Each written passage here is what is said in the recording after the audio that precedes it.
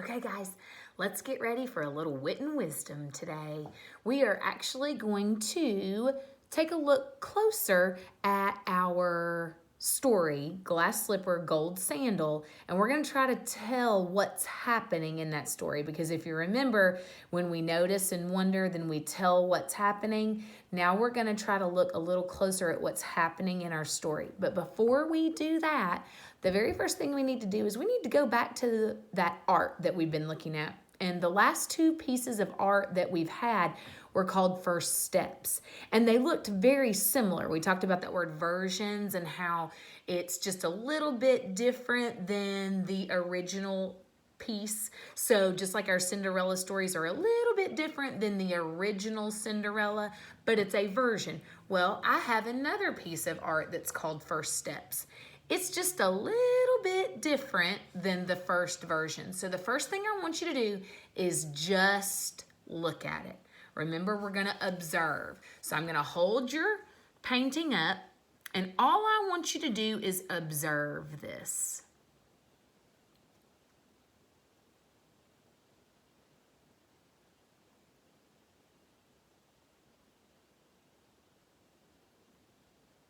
Okay?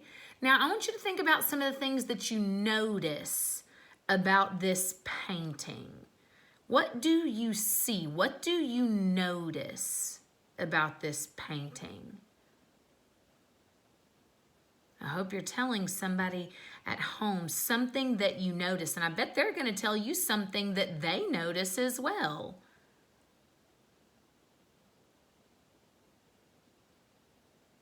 I noticed that it looks like a mother is bent over holding a child's hands.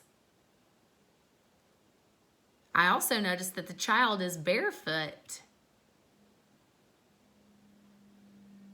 I noticed that the child must not be that good at walking because the mother is holding the child's hand. Now, I want you to ask yourself, what do I wonder about this? What is it that you wonder about this painting? What questions do you have?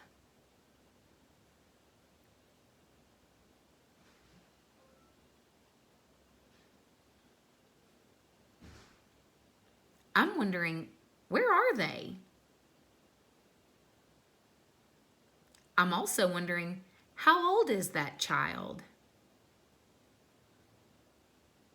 I'm also wondering, what is the mother thinking? Think about those question words I used. Where, how, and what. That's what you're going to be doing. Your activity today is going to be to look at this painting again, and then you're going to tell me some things you noticed. You're going to tell me some things that you wonder, and then you're going to tell me, what do you think's happening in this picture? What is happening in this painting? Okay, so now what we're going to do is we are going to move on, and we are going to take a deeper exploration of the illustrations. So we're going to look to see what's happening. We're going to dive deep into our text, Glass Slipper, Gold Sandal.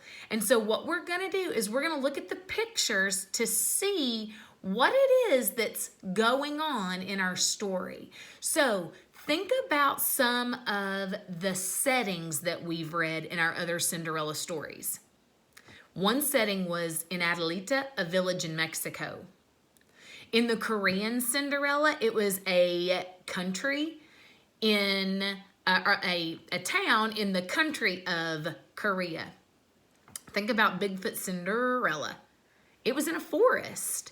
So they all had different settings. So what we're going to do is we are going to look at some illustrations from our text, and we're going to try to figure out what information we learned from the picture that tells us about that particular setting. So let's take a look at the first one. The very first illustration that I want you to look at is this one right here. Okay, so just take a look at it. Now, I want you to tell somebody at home, what information can you learn about the setting of this page, about the country that this setting on this page came from? What can you learn about that country through the illustrations?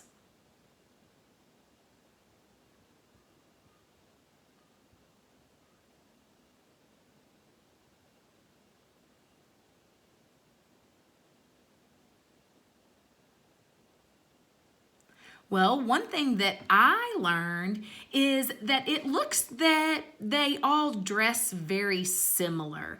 They wear a type of dress that goes over a long-sleeved something, and the dresses all go down to their ankles. Something else that I learned from this particular setting is that they all wear a different, or the same type of shoe, but it looks different than what we wear here. It's not a tennis shoe. It almost looks like a nice dress shoe. So I know that I could go to the bottom of the page and I could actually see where this setting is. The setting of this particular page is in Ireland. So this helps me learn a little bit more about Ireland by looking at how they dressed, their clothes. Now, I want us to take a look at a second page. Let's take a look at a second page. I want you to look at this part right here. Look at this part right here, just the illustrations. What information can you learn about the setting on this particular page? Just this illustration right here. I'm looking very carefully, and I can see that maybe in this particular country they don't have cars or carriages. Maybe they use camels. I'm also noticing that they dress much differently than I do. I can see something different on this man's head than what I wear.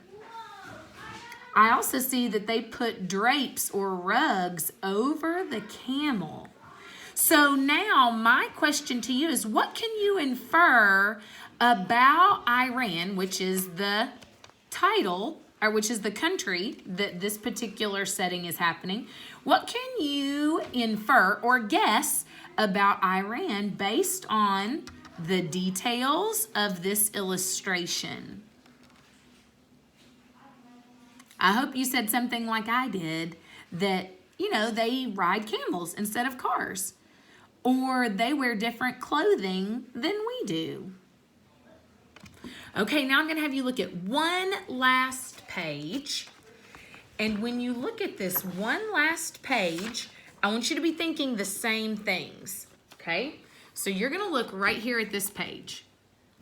Look straight at this page, and you will be able to see that this page, the setting is in Zimbabwe. And if you remember, we read about Zimbabwe when we studied books and how children around the world get books. So we know a little bit about Zimbabwe. So what can you learn about the setting of Zimbabwe based on the illustrations and details?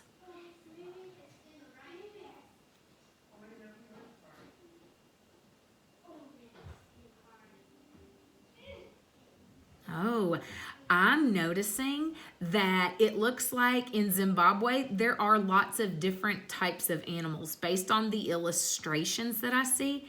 I also noticed that they wear different types of headdresses on their heads, and it appears that they also have cloaks of some kind. Remember, we talked about cloaks yesterday, and a cloak is a type of coat or outerwear that you would wear over something. So I can see that they're wearing cloaks, maybe over their clothes. I also see that they have different types of outside settings compared to us. It doesn't look like grass and land, and it kind of looks like sand. I see sun and sand, so maybe it's more not as green as where we live. excellent job on using your settings and the illustrations to learn more about these places that have had Cinderella stories. Now, what I want you to do is I'm going to take you back to this particular page. This was the very first page that we ever looked at a long time ago when we started. So I'm going to scoot way back. I want you to look at this and I want you to tell me, what do you notice about the settings of all of our stories? If you look up close, you should be able to see all the settings in white. You see all the different names of the countries that we read about in this story in white. So what do you notice about the different places or settings that our story had in it? And then why do you think there are so many different settings? Why didn't they just choose one? Why did they choose so many? Why do you think there are so many settings in this story? I'm beginning to think it's because we talked about there are over 900 versions or different types of Cinderella. So I'm assuming that a lot of these are places that have a Cinderella story. Oh my goodness. So it'd be very interesting to see if you could find a Cinderella story from one of these particular countries that was in our book, Glass Slipper Gold Sandal. Now, tomorrow when